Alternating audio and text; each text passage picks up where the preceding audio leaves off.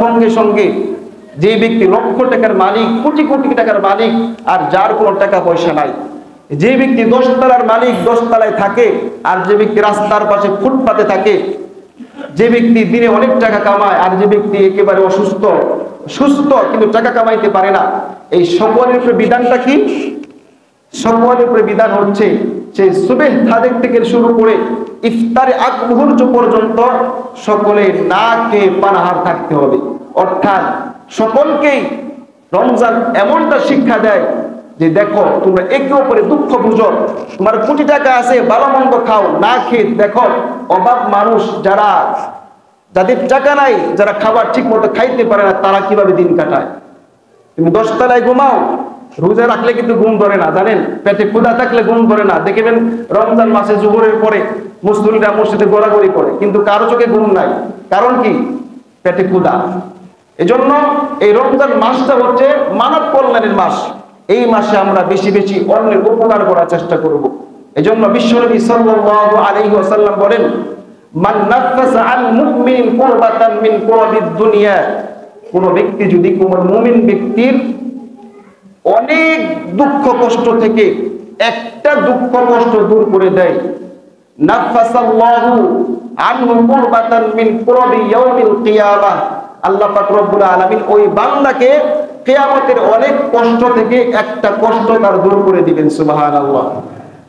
দুনিয়ার কষ্ট যে কোনো মূল্যেই হোক চলে যায়, আশেপাশের মানুষ সাহায্য করুক আর না করুক চলেই যায়। কারো কষ্ট, দুনিয়া এমন একটা জীবন যে কারো কষ্ট একেবারে মৃত্যু পর্যন্ত লেগে থাকে না, আবার কারো সুখ মৃত্যু পর্যন্ত লেগে থাকে না। সুখ দুঃখ দুইটা মিলেই এই দুনিয়া। কিন্তু পরকাল আপনার ফাইসালা যদি জান্নাত হয়ে যায়, সুখ আর সুখ অনন্তকাল, যার শুরু আছে শেষ নাই।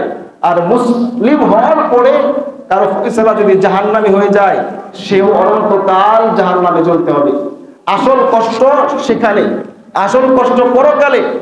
অতএব আমি আপনি এই রমজান মাসে হোক প্রকাশ্যে হোক গোপনে আপনি পুরো মুমিন বান্দার উপকার করবেন।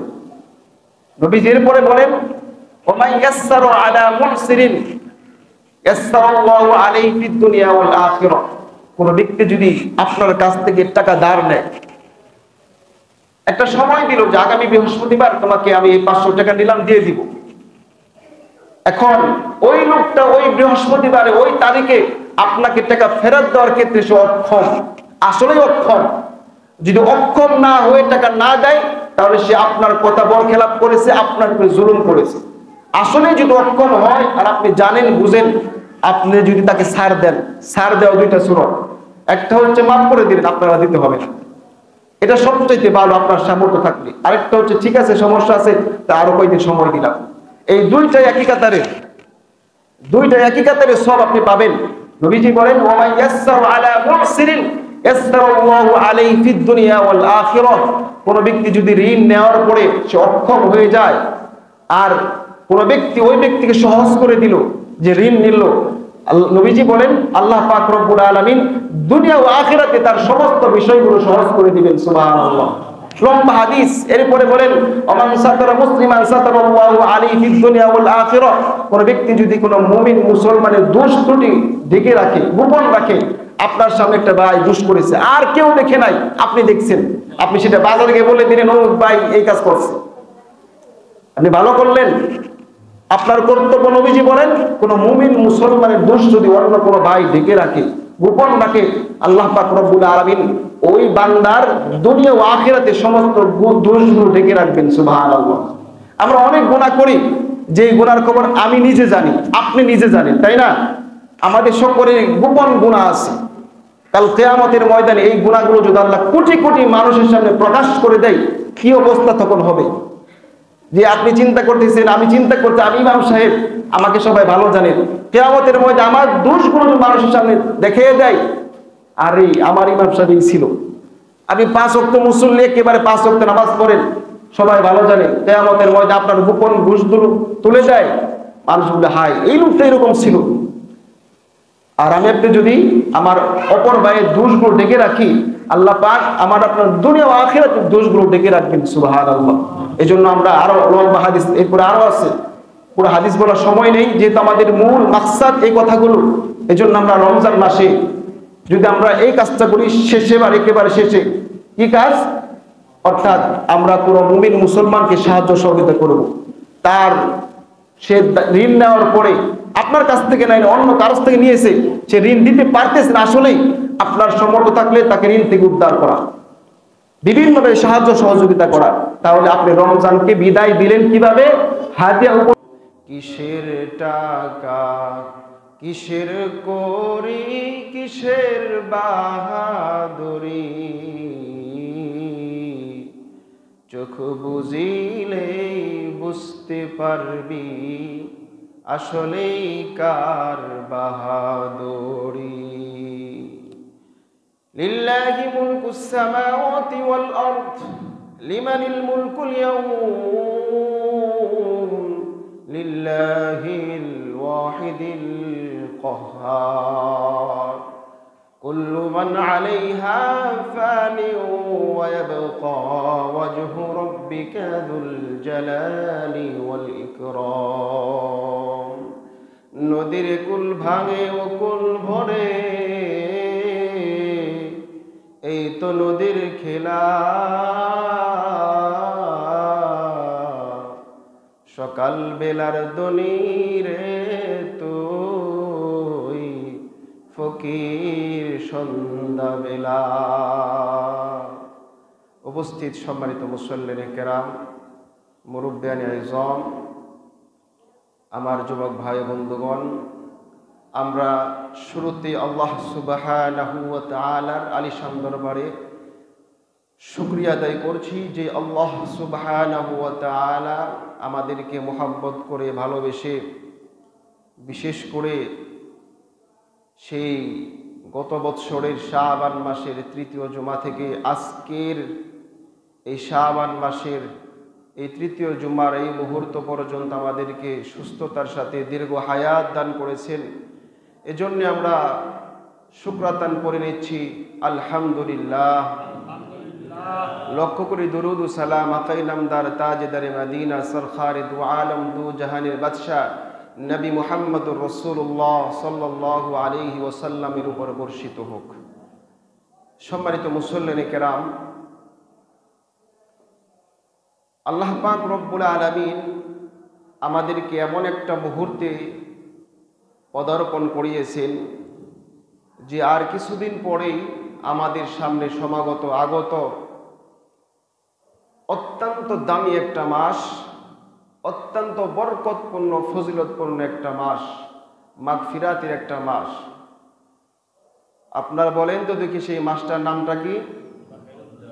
আর জোরে বলেন, সেই মাসের নাম কি? মাহে রমাদান। যে আল্লাহ পাক আমাদেরকে এই মুহূর্ত পর্যন্ত পদার্পণ করেছেন, আজকে হচ্ছে শাবান মাসের 19 তারিখ। হয়তো আর 10 দিন অথবা 11 দিন পরেই আমাদের মাঝে আসতেছে আমাদের দামি এক মেহমান। কি আসতেছে? দামি এক মেহমান আসতেছে আমাদের কাছে। এখন মেহমান আসতেছে, আমি আপনি মেজবান। আমরা কি? কারো বাড়িতে যদি মেহমান আসে, যে আসে তাকে বলা হয় মেহমান, আর বাড়িওয়ালাদেরকে বলা হয় কি? মেজবান। এই উম্মতে মুহাম্মাদের প্রত্যেকটা বালেগ নারী পুরুষ হচ্ছে মেজবান, আর সামনে আসতেছে আমাদের মেহমান। আলহামদুলিল্লাহ। এখন আমি আপনি যে মেজবান, এই মেজবান মেহমানকে কিভাবে কদর করব, মেহমানকে কিভাবে কদর করব? একটা মানুষের কদর হয় কিভাবে? তাকে চিনলে তার কদর হয়, ঠিক না? রাস্তা দিয়ে এমপি সাহেব চলতেছে, সাইফুল ইসলাম সাহেব চলতেছে, আমি আপনি চিনি না, তো তাকে ওইভাবে কদর করব না। আর যদি জানি লোকটা এমপি, তাহলে কি কেমন কদর আমরা করব? এরকম ভাবে কাউকে যদি কেউ চিনে, তাহলে তার কদরটা তার ভিতরে তৈরি হয়, তার মর্যাদা, তার সম্মান তার ভিতরে তৈরি হয়। তো আমাদের সামনে আসতেছে মাহে রমাদান। এই রমজান মাস উম্মতে মুহাম্মাদের জন্য একটা অফারের মাস। কিসের মাস বলেন? একটা অফারের মাস। এখন অফারের সময় কতদিন?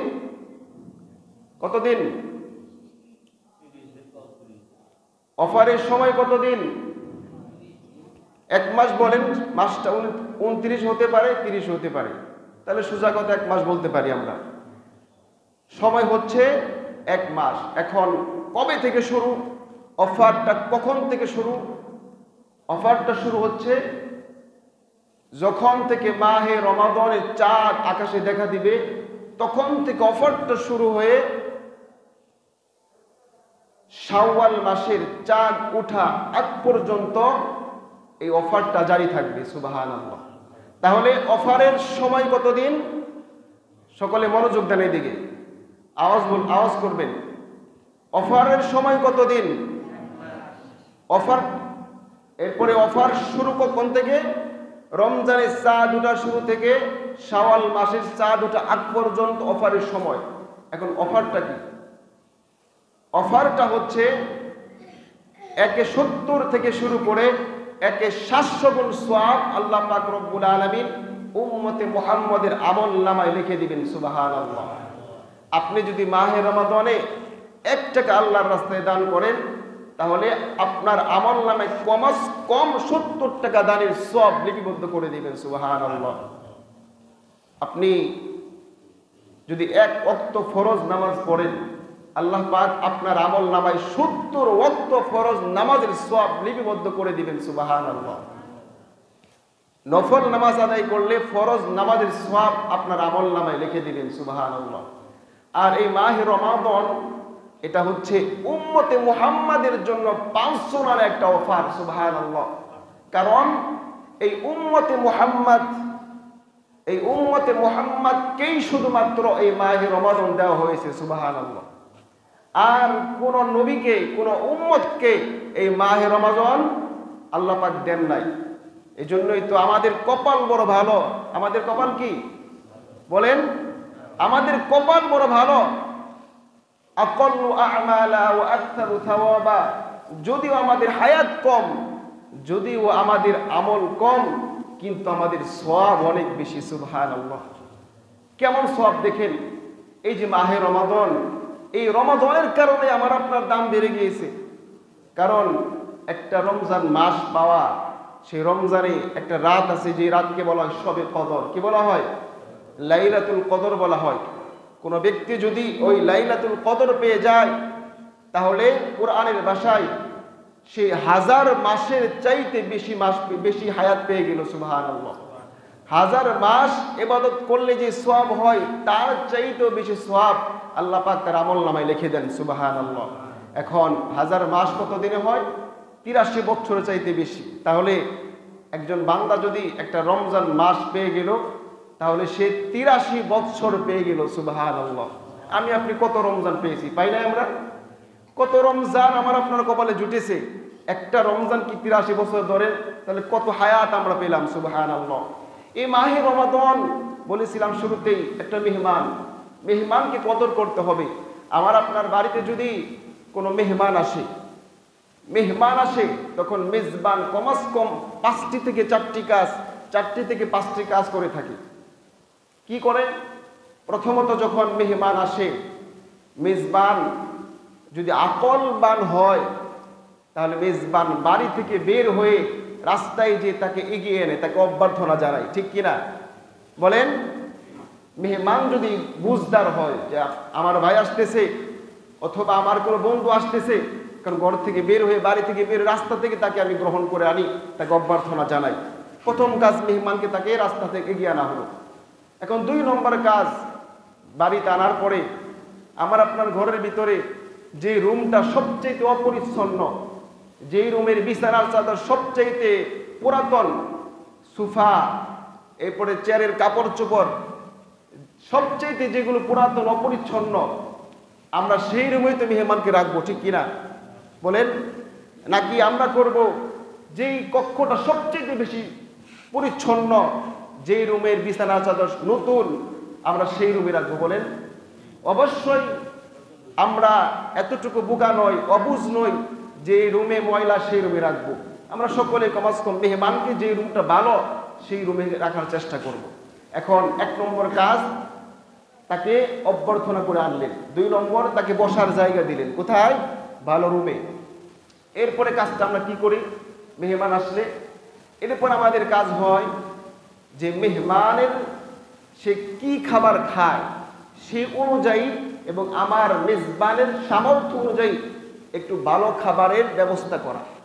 অনেকেই তো আমরা মেজবানকে জিজ্ঞেস করি, ভাই আপনি কি খাবার খেতে পছন্দ করেন? যদি একটু অন্তরঙ্গ বেশি হয়, বন্ধু হয়, সে বলে ফেলে এটা সেটা, তাহলে সে সেই অনুযায়ী বন্ধু খাবারটা পাকায়, মেজবান খাবার পাকায়। তাহলে 1 নম্বর কাজ হলো অভ্যর্থনা জানালাম, 2 নম্বর বসার জায়গা দিলাম, 3 নম্বর আমার সামর্থ্য অনুযায়ী মেহমানের পছন্দ অনুযায়ী খাবার তৈরি করা, খাবারের ব্যবস্থা করা। 4 নম্বর হচ্ছে মেহমানকে একটু বিনোদনের ব্যবস্থা করা।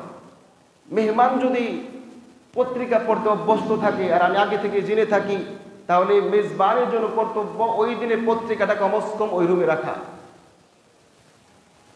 এরপরে আরো যে সমস্ত বিষয় সে পছন্দ করে ওইগুলো রুমে রেখে দেওয়া। এরপরে এলাকার যে সমস্ত সুন্দর জায়গাগুলো আছে ওইগুলো তাকে দেখিয়ে তাকে বিনোদন দেওয়া। 4 নম্বর কাজ। 5 নম্বর কাজ কি? মেহমানকে অভ্যর্থনা করে আনলাম, বসালাম ভালো রুমে, ভালো খাবারের ব্যবস্থা করলাম, তাকে বিনোদনও দিলাম। শেষ পর্যায়ে আমরা কি করি? মেহমানকে যখন বিদায় দেই, বিদায় দেওয়ার সময় আমরা কি বলি? বলি ভাই আপনাকে কষ্ট দিয়ে দিলাম, অথচ আপনি আসার পরে, মেহমান আসার পরে কত ভালো খাবার খাওয়ালেন, ভালো রুমে থাকতে দিলেন, বিনোদন দিলেন, সব কিছু করার পরে বলেন ভাই আপনাকে কষ্ট দিয়ে দিলাম, কিছু মনে করবেন না, দুঃখ নেবেন না, আবার আসবেন কিন্তু, এমনটা আমরা বলি না? অর্থাৎ এরপরে আরেকটা ভালো হয় যে মেহমান যাওয়ার সময় তাকে কিছু হাদিয়া উপটোকন দেওয়া, হাদিয়া উপটোকন দিয়ে বলি ভাই আপনাকে কষ্ট দিয়ে দিলাম। অর্থাৎ এই 5টা কাজ একজন বুঝবান মেজবান করে থাকে। বুঝবান মেজবান এই 5টা কাজ মেহমানের কদরে করে থাকে। এখন আমাদের সামনে আগত একটা দামি মেহমান, সেই মেহমানের নাম কি বলেন? দামি এক মেহমান, সেই মেহমানের নাম হচ্ছে মাহে রমাদান। এখন প্রশ্ন করতে পারেন, হুজুর মেহমান তো আসবে ঠিক, কিন্তু মেহমান তো কোনো শরীর নাই, রমজানের কোনো শরীর আছে যে রমজানকে অভ্যর্থনা জানালাম, ভালো একটা রুমে দিলাম, খাবার দিলাম, আমরা দিতে পারবো? রমজানের কোনো শরীর নাই, কিন্তু এই রমজানের ব্যাপারেও যেহেতু আমাদের দামি মেহমান, এই রমজানকে আমরা 5টি ব্যাপারে 5টি বিষয় কদর করতে পারি। 1 নম্বর আমরা রমজানকে অভ্যর্থনা জানাবো কিভাবে? দীর্ঘ 1টা বৎসর পরে আমার আপনার কাছে আসতেছে মাহে রমাদান। এখন এই রমজান মাস আসতেছে, আর মাত্র 10 দিন 11 দিন বাকি। এই যে বাকি 10 দিন 11 দিন পর রমজান আসতেছে, আমি আপনি যদি এখন আমার আপনার ভিতরে এই ইহসাস, এই অনুভূতি জাগ্রত হয় যে 1টা বছর পরে রমজান আসতেছে, এই 1টা বছরের ভিতরে আমার আপনার আশপাশ থেকে, আমার আপনার বন্ধু বান্ধব, আত্মীয় স্বজন অনেকেই কবরস্থ হয়ে গিয়েছে, আমি গুনাহগার, এই গুনাহগারকে সামনের রমজান মাস পর্যন্ত হায়াত দিলেন, অথবা আমি এখন সুস্থ আছি, আমার অনেক ভাই অসুস্থ, সে ইচ্ছা করলে রমজানে রোজা রাখতে পারবে না, আমাকে আল্লাহ তাআলা সুস্থ রাখলেন, এই সুস্থ রাখা অবস্থায় আমাকে রমজান পর্যন্ত পৌঁছে দিচ্ছেন। এই ইহসাস, অনুভূতি যদি আমার ভিতরে জাগ্রত হয় যে রমজান আসতেছে, রমজানের সমস্ত ইবাদত ভালো করে করব, এমন ইহসাস যদি জাগ্রত হয়, তাহলে আমি আপনি মেহমানকে অভ্যর্থনা জানালাম, সুবহানাল্লাহ। অর্থাৎ মেহমানের কদর আমি শুরু করে দিয়েছি। 1 নম্বর তাকে গ্রহণ করলাম, তাকে অভ্যর্থনা করলাম। এখন রমজানকে আমি থাকতে দেব কোথায়? রমজানকে কোন রুমে থাকতে দিব? রমজানে থাকার জায়গা কি? যেহেতু তার শরীর নাই, অতএব তাকে ঘরে ঢুকানো যাবে না। রমজানের থাকার জায়গা হচ্ছে নামাজ। কি? সালাত। নামাজ হচ্ছে রমজানে থাকার জায়গা। এই যে রমজান মাস আসতেছে, রমজানে কয়টা রোজা ফরজ বলেন দেখি? কয়টা রোজা ফরজ? 30টা বা 29টি, যে কয়টা হয়। অর্থাৎ এক মাসিক রোজা ফরজ, অর্থাৎ 30টা তো 29টা, এই কয়টায় ফরজ। কিন্তু এই মাহে রমাদানে যদি 30টা হয়, তাহলে কয় ওয়াক্ত নামাজ ফরজ হয়? 150 ওয়াক্ত। যদি 30টা রোজা হয়, তাহলে 30টা রোজার ভিতরে 150 ওয়াক্ত নামাজ ফরজ। আর যদি 29টা হয়, 145টা আমার উপরে রোজা ফরজ। আর রোজা ফরজ কয়টা? 30টা অথবা 29টা। 30টা 29টা রোজা ফরজ, আর 150 ওয়াক্ত নামাজ আমার উপরে ফরজ। অনেকে রোজা রাখি কিন্তু নামাজটা পড়ি না। আপনি রোজা না রাখার কারণে একটা ফরজ তরক করলেন, আর এই নামাজ না পড়ার কারণে 5টা ফরজ আপনি তরক করলেন। অতএব আপনি রোজা রাখলেন ঠিক, রোজা রাখার পরে যদি নামাজ না পড়েন, আপনি মেহমানকে অভ্যর্থনা জানালেন, অভ্যর্থনা জানিয়ে তাকে বাহিরে দাঁড় করে রাখলেন। এটা কি কোনো বুদ্ধিমান মেজবান করতে পারে বলেন? কেউ যদি এমনটা করে, মেহমান আসলো, তাকে অভ্যর্থনা জানালেন, কেমন আছেন ভাই, আসেন আসেন বলে গেটে দাঁড় করে রাখলেন, ঘরের ভিতরে ঢুকালেন না, আপনাকে মানুষ ভালো বলবে না খারাপ বলবে? ওই মেহমান আপনার ব্যাপারে কি ধারণা করবে? আপনাকে দোয়া দিবে নাকি বদদোয়া দিবে বলেন? অতএব মেহমানকে আমরা গ্রহণ করলাম, মেহমানকে এখন কিভাবে ঘরের ভিতরে ঢুকাবো ভালো ঘরের ভিতরে? সেটা হচ্ছে সালাত, নামাজ কায়েম করতে হবে, নামাজ আদায় করতে হবে, রোজা রেখে নামাজ আদায় করতে হবে। উলামায়ে কেরাম আর কত বলবে?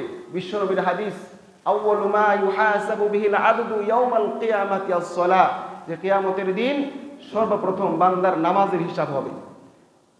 হাসরের ময়দানে আমার আপনার সর্বপ্রথম নামাজের হিসাব হবে। হিসাব কার হবে? কাফের, মুশরিক, বেঈমানের নাকি মুসলমানের? মুসলমানের। কারণ কাফের, মুশরিক, বেঈমান এদেরকে কোনো প্রশ্ন করা হবে না, এরা বিনা হিসাবে কি? বিনা হিসাবে জাহান্নামী। আর যারা মুসলমান তাদেরকে নিয়ে প্রশ্ন। এদের সর্বপ্রথম প্রশ্ন হবে নামাজ সম্পর্কে, সালাত সম্পর্কে। এজন্য আমরা মাহে রমাদানে রোজা তো অবশ্যই রাখবো, কোনো সন্দেহ নাই।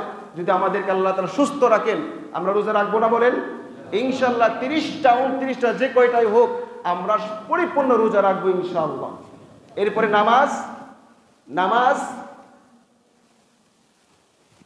আমরা চেষ্টা করব একেবারে পুরার মাহে রমাদানের প্রত্যেকটা ওয়াক্তের নামাজ জামাতের সাথে আদায় করা। কাজা তো দূরের কথা, না পড়া তো দূরের কথা, বরং আমরা জামাতের সাথে নামাজ আদায় করার চেষ্টা করব। কারণ এই মাহে রমাদানে একটা আমল করলে 70 গুণ বাড়িয়ে দেন, অন্য হাদিসে আছে 700 গুণ বাড়িয়ে দেন। অতএব আর জামাতের সাথে আদায় করলে 27 গুণ বেশি সওয়াব পাওয়া যায়। কত বেড়ে গেল, সুবহানাল্লাহ। এর জন্য আমরা চেষ্টা করব মাহে রমাদানে জামাতের সাথে নামাজ আদায় করার জন্য। এখন দামি মেহমান মাহে রমাদানকে আমরা অভ্যর্থনা জানালাম, ভালো রুমে থাকতে দিলাম। এরপরে 3 নাম্বার কাজ হচ্ছে এখন এই মেহমানের জন্য খাবারের ব্যবস্থা করা। মাহে রমাদানের খাবার কি? মাহে রমাদানের খাবার হচ্ছে কি? ছোলা বুট, পেঁয়াজু। কি খাবার মাহে রমাদানের?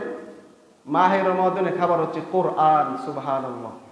আল্লাহ পাক রব্বুল আলামিন বলেন, শাহরু রমাদানাল্লাযী উনজিলা ফীহিল কুরআন। আল্লাহ পাক রব্বুল আলামিন মাহে রমাদানে কোরআন নাজিল করেছেন। সুবহানাল্লাহ। এজন্য মাহে রমাদানের খাবার হচ্ছে কোরআন। আমি আপনি যত বেশি কোরআন পড়ব, এই রমজানকে তত ভালো খাবার দেওয়া হবে। সুবহানাল্লাহ। যত বেশি কোরআন পড়ব। এখন বড় আফসোস, আমি আপনি মুসলমান, মাহে রমাদান কত মাস কত রমজান পাইলাম, অনেকেই কোরআন পড়তে জানি না। আছে না এমন? অনেকেই কোরআন পড়তে জানি না। বড় আফসোসের, বড় দুঃখের ব্যাপার যে মাহে রমাদান আসে চলে যায়, কিন্তু এই যে মাহে রমাদান কেন আসলো, এর কদর কিভাবে করব, এটা আমরা জানি না। মাহে রমাদানের কোরআন আমাদেরকে পড়তে হবে, তাহলে তাকে আপনি রমজানকে খেতে দিলেন। আর কোরআনটা পড়বো কিভাবে? শুদ্ধ নাকি অশুদ্ধ বলেন? অবশ্যই শুদ্ধ করে পড়তে হবে। আজকে সমাজের প্রায় 95% মানুষ, আরো বেশি বললে ভুল হবে না, তারা কোরআন শুদ্ধ করে পড়তে পারে না। 80% মানুষও তারা পড়তেই পারে না। 5% মানুষ এরা ভুল আর শুদ্ধ দুইটা মিলিয়ে পড়ে। আর একমাত্র মাদ্রাসা এবং তাবলীগে সময় দেওয়া লোক ছাড়া, বা আলাদা পার্সোনাল কেউ যদি শিখে থাকে, এমন লোক ছাড়া কেউ মনে হয় শুদ্ধ করে পড়তে জানে না। এজন্য রমজানকে আমাদেরকে কোরআন একটা আমাদেরকে প্রতিজ্ঞা নিতে হবে, এই রমজান মাসে যে কোনো মূল্যেই হোক আমাকে কোরআন শিখতে হবে, কোরআন শিখতে হবে। আপনি যদি আগে থেকে পারেন কিন্তু শুদ্ধ না, তাহলে শুদ্ধ করতে হবে। আর যদি শুদ্ধভাবে পারেন তাহলে কমাস্তম এটা আমাদেরকে প্রতিজ্ঞা নিতে হবে, এই রমজানে একটা কোরআন খতম আমি যে কোনো মূল্যে দিবই ইনশাআল্লাহ। এখন আবার এমনটা করেন না যে আপনি তাড়াতাড়ি পড়লেন, কি বললেন আপনিও বুঝলেন না, এমনটা সত্য নয়। এমনটা পড়লে আপনার গুনাহ হবে। আপনি সময় পেলে সময় আপনি নিবেন, খাবার থেকে সময় নিবেন, ঘুম থেকে সময় নিবেন, বিভিন্ন জায়গায় থেকে বন্ধু বান্ধবের আড্ডা কমিয়ে দেন, একেবারে বাদ দিয়ে দেন। রমজান মাসে আপনি সময় দেন কোরআনকে, আপনি একটা খতম যে কোনো মূল্যই দিবেন। ওই মানুষকে টাকা দিনে বললেন হুজুর আমার খতমটা দিয়ে দিন, এমনটা জীবন করবেন না। আপনার কাজ আপনি করেন, বললে আপনার কবরে হুজুর যাবে বলেন, মাদ্রাসা ছাত্র যাবে, আপনার কবরে তো আপনাকেই যেতে হবে। অতএব আপনি চেষ্টা করেন, আপনি যে টাকা হুজুরকে দিলেন যে হুজুর আমার খতমটা পড়ে দিন, ওই টাকা দিয়ে আপনি কোনো ছাত্রের কাছে কোরআন শিখেন, এটা কাজে লাগবে। এই জন্য আমরা রমজান মাসে কোরআন পড়ব, বেশি বেশি কোরআন পড়ব। আল্লাহ আমাদের সকলকেই মাহে রমাদানে বেশি বেশি কোরআন পড়া তৌফিক দান করুন, সকলেই বলে আমিন। বিশ্বনবী বলেন আল কুরআনু শাফিউন লাকা আও আলাইকা, এই কোরআন তোমার পক্ষে অথবা বিপক্ষে কাল কিয়ামতের ময়দানে সাক্ষী দিবে। এখন কোরআন পক্ষে সাক্ষী দিবে কখন? যখন কোরআনকে মানবো তখন, নাকি কোরআনকে যখন মানবো না তখন? যখন কোরআনকে মানবো তখন আমার পক্ষে সাক্ষী দিবে, আর কোরআনকে না মানলে আমার আপনার বিপক্ষে সাক্ষী দিবে। আপনি 1000 টাকা ভিজিট দিয়ে নামি দামি ভালো একজন ডাক্তার দেখাইলেন, আপনার একটা রোগ হয়েছে, রোগ হওয়ার পরে ডাক্তার দেখলো আপনার রোগ, সে রোগও ধরতে পারলো, রোগ ধরার পরে আপনার প্রেসক্রিপশন লিখে দিয়েছে এই ওষুধ আপনাকে খেতে হবে। এখন আপনি বড় বুদ্ধিমান, যে কেমন বুদ্ধিমান, যে চিন্তা করতেছেন 1000 টাকা দিয়ে আমি ডাক্তার দেখাইলাম, ডাক্তার সাহেব এই আমার প্রেসক্রিপশন ওষুধ লিখে দিয়েছেন, আপনি বাসায় এসে ওই প্রেসক্রিপশনটাকে সুন্দর করে কাপড় দিয়ে পেঁচিয়ে শোকেসে রেখে দিলেন। অনেক বড় বুদ্ধিমান, কারণ চিন্তা করলেন 1000 টাকা দিয়ে আমি দেখাইছি, এটাকে অবশ্যই রাখতে হবে। আপনি সুন্দর ওষুধ কিনলেন না, ওষুধ না কিনে কাপড় দিয়ে পেঁচিয়ে শোকেসে রাখলেন, এটা কি বুদ্ধিমানের কাজ? আল্লাহ পাক আমাকে আপনাকে আমার জীবনের প্রেসক্রিপশন দিয়েছেন, সেটা কি বলেন? কথা বলেন না কেন? আমাদের জীবনের প্রেসক্রিপশন কি? কোরআন আল্লাহ আমাদেরকে দিয়েছেন। কেন? শোকেসে রাখার জন্য? সেটাকে আমার আপনার জীবনে খাটানোর জন্য। এখন ডাক্তার সাহেব প্রেসক্রিপশন লিখে দিয়েছেন, ওষুধও কিনলাম, ওষুধ কেনার পরে আমি লক্ষ্য করতেছি যে আমার রোগ হচ্ছে জ্বর, ডাক্তার ধরেছে জ্বর, আসলেই জ্বর, ডাক্তার সাহেব লিখে দিল নাপা-এক্সা খেতে হবে। 5 দিনের ওষুধ লিখে দিয়েছে, এক এক দিন 3 বেলা করে 3 পাশা 15টি ওষুধ আমাকে খেতে হবে। কয় দিনে? ওষুধ কয়টা? ওষুধ কয়টা? কি ওষুধ? নাপা-এক্সা। রোগ কি? জ্বর। এখন আপনি চিন্তা করতেছেন যে আমার রোগ হলো জ্বর, আর ডাক্তার সাহেব লিখে দিয়েছেন নাপা-এক্সা। রোগ একটা, ওষুধ একটা, 5 দিন কেন খাবো? একসাথে পুরোটা খেয়ে ফেলে আমি সুস্থ হয়ে যাব। আপনি বড় পণ্ডিতি করলেন, আপনি কি সুস্থ হবেন নাকি মারা যাওয়ার আশঙ্কা আছে? অবশ্যই হয়তো মরে যেতে পারেন। এই জন্য কোরআনকে আমাকে আপনাকে মানতে হবে। কিভাবে? কোরআনের শুদ্ধ অনুযায়ী, বিশুদ্ধ অনুযায়ী এর ব্যাখ্যা, এর অর্থ আমাদেরকে জানতে হবে। আজকে আমরা নামাজ পড়ি, কোরআন না বুঝে নামাজ পড়ি, এই জন্য নামাজে মজা পাই না। আমরা কোরআন পড়ব, এর অর্থ জানবো, ব্যাখ্যা জানবো। আল্লাহ তাআলা আমাদের সকলকেই এই কোরআনের কদর করার তৌফিক দান করুন, সকলেই বলি আমিন। রমজান দামি এক মেহমান, দামি মেহমানকে অভ্যর্থনা জানালাম, এরপরে ভালো এক রুমে থাকার ব্যবস্থা করে দিলাম, এরপরে খাবারের ব্যবস্থা করলাম, এরপরে মেহমানকে বিনোদন দিতে হবে। মাহে রমাদানের বিনোদন কি?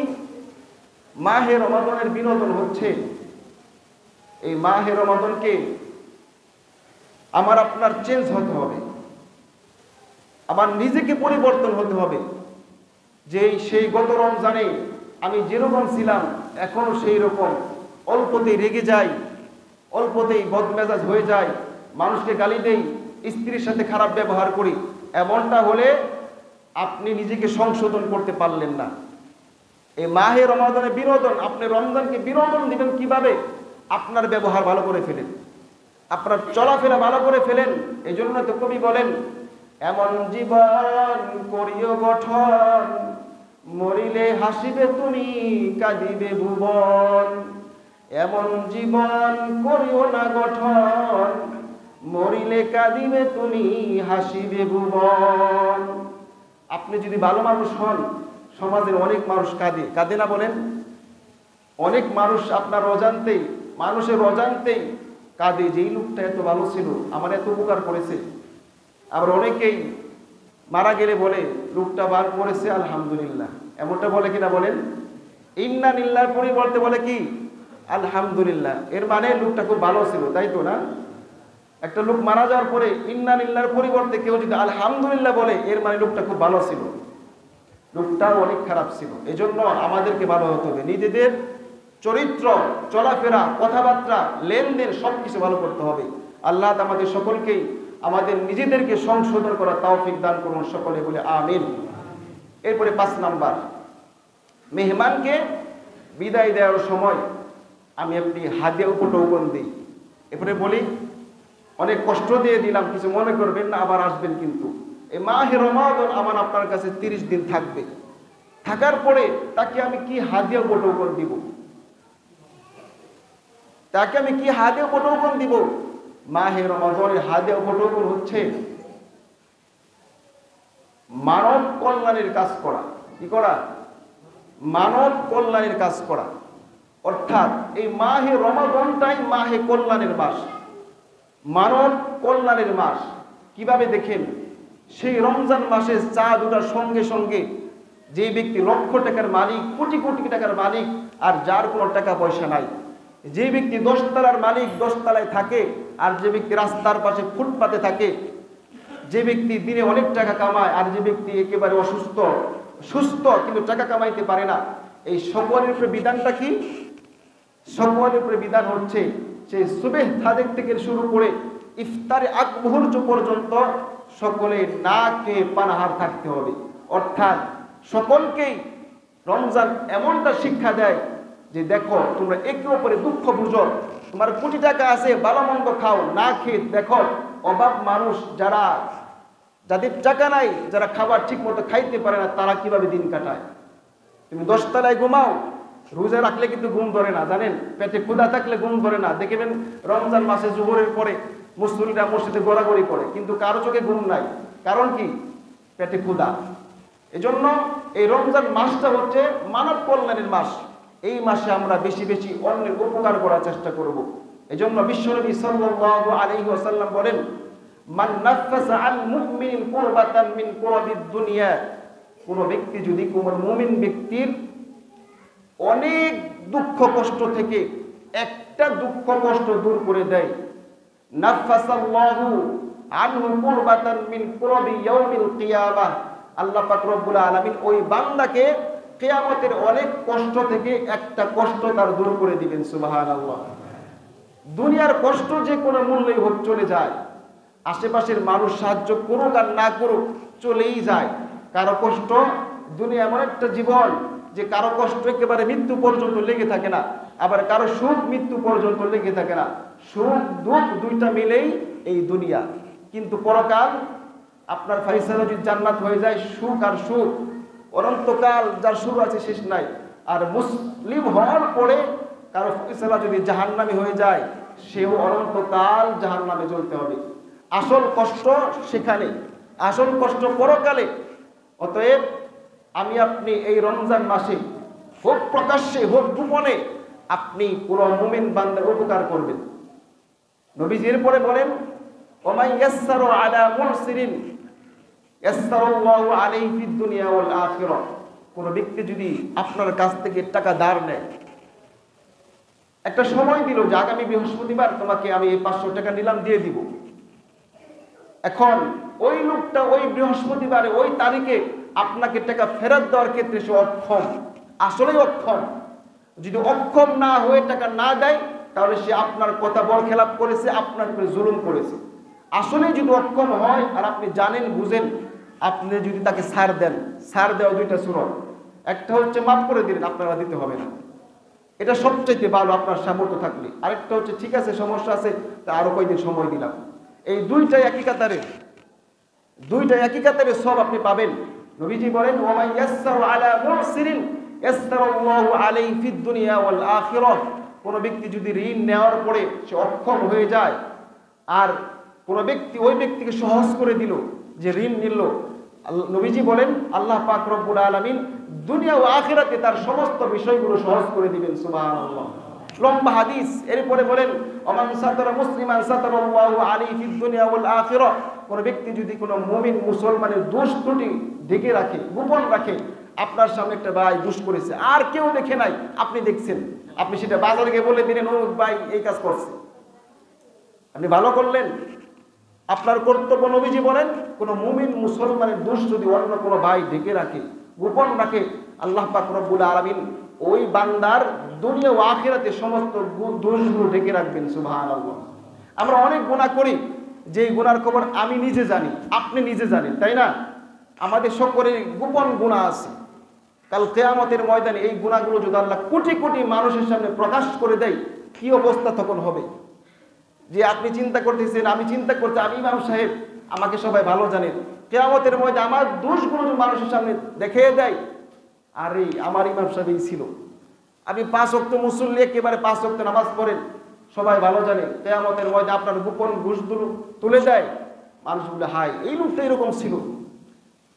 আর আমি আপনি যদি আমার অপর ভাইয়ের দোষগুলো ডেকে রাখি, আল্লাহ পাক আমার আপনার দুনিয়া ও আখিরাতের দোষগুলো ডেকে রাখবেন। সুবহানাল্লাহ। এই জন্য আমরা আরো লম্বা হাদিস এরপরে আরো আছে, পুরো হাদিস বলার সময় নেই, যেহেতু আমাদের মূল মাকসাদ এই কথাগুলো। এই জন্য আমরা রমজান মাসে যদি আমরা এই কাজটা করি, শেষে বা একেবারে শেষে কি কাজ, অর্থাৎ আমরা কোনো মুমিন মুসলমানকে সাহায্য সহযোগিতা করব। তার সে ঋণ নেওয়ার পরে আপনার কাছ থেকে নেয়, অন্য কারো থেকে নিয়েছে, সে ঋণ দিতে পারতেছে না, আসলেই আপনার সমর্থ থাকলে তাকে ঋণ থেকে উদ্ধার করা, বিভিন্নভাবে সাহায্য সহযোগিতা করা।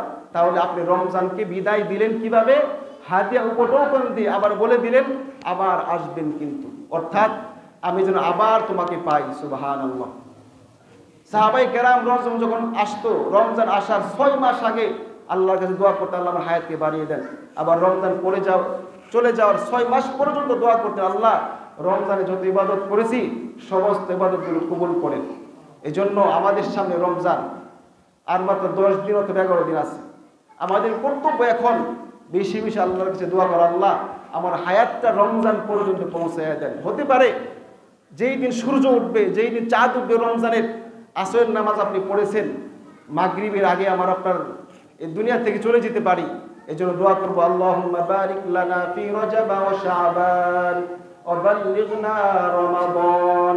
আরবি না পারলে বাংলা বলে, আল্লাহ আমাকে এখন যেহেতু শাবান মাস চলতেছে, আল্লাহ আমার হায়াতটা রমজান পর্যন্ত পৌঁছায় দেন, আমার হায়াতটা রমজান পর্যন্ত পৌঁছায় দেন। আল্লাহ পাক রব্বুল আলামিন আমাদের সকলের হায়াত রমজান পর্যন্ত পৌঁছে রমজানের সমস্ত ইবাদতগুলো সহিভাবে সুস্থভাবে করার তৌফিক দান করুন সকলে বলি আমিন। সুবহানাল্লাহি ওয়া বিহামদিহি সুবহানাকাল্লাহুম্মা ওয়া বিহামদিকা আশহাদু আল্লা ইলাহা ইল্লা আনতা আস্তাগফিরুকা ওয়া আতুবু ইলাইক। যারা সুন্নাত করেন নাই, 4 টাকা সুন্নাত